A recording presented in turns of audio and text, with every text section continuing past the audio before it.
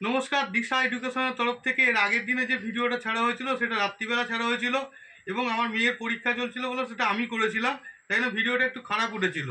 তাই জন্য আজকে আমি আবার প্রথম থেকে স্টার্ট করছি এবং এটা খুব তাড়াতাড়ি শেষ করব।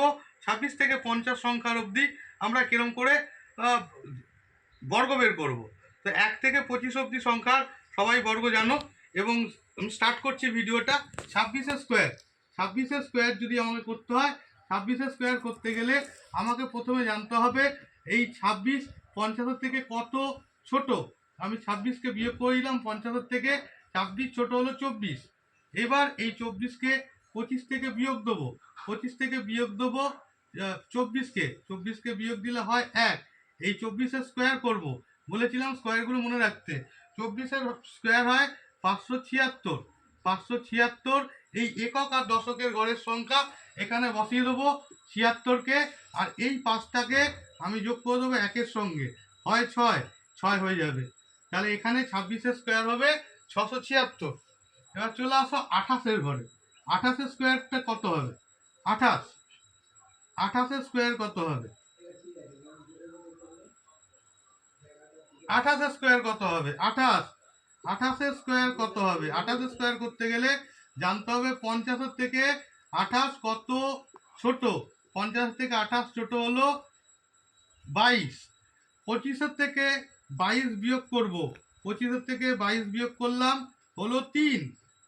এবার 22-এর স্কোয়ার করব, 22-এর স্কোয়ার করলে হবে তোমার 484,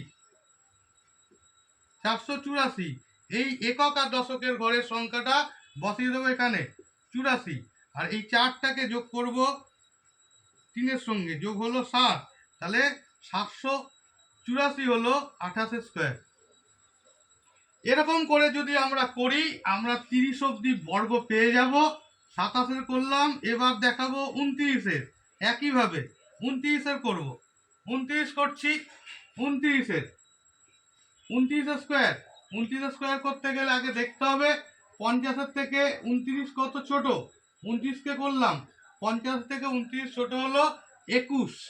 21কে 25 থেকে বিয়োগ করব, 25 থেকে 21 যদি বিয়োগ যায় হয় 4।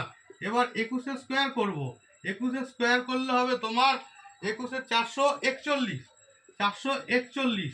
এই একক আর দশকের ঘরের সংখ্যাটা এখানে বসিয়ে দেবো, আর এই 4কে এই 4-এর সঙ্গে যোগ করে দেবো, হলো 8।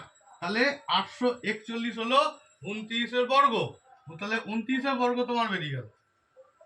এই পদ্ধতির কোনো নড়চড় হবে না। যদি 50 অবধি তুমি যদি করো, পদ্ধতির কোনো নড়চড় হবে না। পদ্ধতি এইটা হবে 50 অবধি সংখ্যা। এবার চলো 40-এর ঘরে একটা সংখ্যা করে দেখাচ্ছি। 40-এর ঘরের সংখ্যা করে দেখাচ্ছি। 40-এর ঘরের করছি আমি 44কে, যে কোনো একটা সংখ্যা ধরো 40, আমি 44 করলাম না, 46 করলাম। 46, 46-এর স্কোয়ার করছি। 46 50-এর থেকে কত ছোট?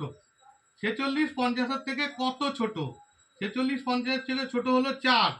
এই 25-এর থেকে এবার 4কে বিয়োগ দেবো, 25 থেকে বাদ গেলে হবে 21। 4-এর স্কোয়ার করবো, 4-এর স্কোয়ার করলে হয় 16। এবার যেহেতু এখানে দুটো সংখ্যাই আছে, একক আর দশক, একক আর দশকের ঘরে আছে, এই একক আর দশকের ঘরে যেহেতু আছে, এই 16টাকে এখানে বসিয়ে দেবো, আর এই যে 21 বিয়োগ ফলটা 21টা এখানে বসিয়ে দেবো। 46-এর স্কোয়ার হয়ে গেল 2116 হয়ে গেল। এবার লাস্ট একটা দেখাবো 50-এর ঘরের, সেটা হলো 49, 49। 49-এর স্কোয়ার কিরম করে করবো? 49-এর স্কোয়ার, 49-এর স্কোয়ার, 49-এর স্কোয়ার করতে গেলে দেখতে হবে 49 50 থেকে কত ছোট। 49 50 থেকে ছোট হলো 1। এবার 25 থেকে বিয়োগ দেবো 1কে, 1কে বিয়োগ করলে হবে 24। 1-এর স্কোয়ার কত হয়? 1-এর স্কোয়ার হয় 1, কিন্তু আমরা 1 লিখবো না, দুটো ঘর লিখতে হবে, একক আর দশকের ঘরে।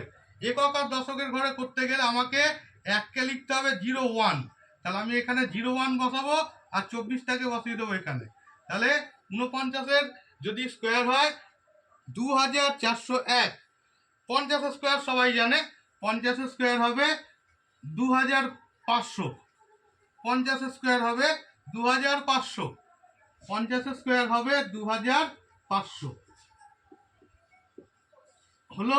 তাহলে আমার 50 অবধি ঘরের সংখ্যার কিরম করে বর্গ করবো আমার শিখে গেছে। ঠিক আছে, যদি ভালো লেগে থাকে ভিডিওটা সাবস্ক্রাইব করো আমার চ্যানেল, এবং এটাকে দূর দূরান্ত অবধি যতদূর সম্ভব শেয়ার করে দাও। শেয়ার করে যত মানুষ দেখতে পারে তত ভালো। মানুষ একটুকুনি যারা পরীক্ষা দিচ্ছে, চাকরির পরীক্ষা, তাদের ভালো হবে। নমস্কার। আমার চ্যানেলটাকে সাবস্ক্রাইব করবেন এবং চ্যানেলটাকে যতটাই ভিডিওটা যতদূর পারবেন শেয়ার করে দেবেন। নমস্কার।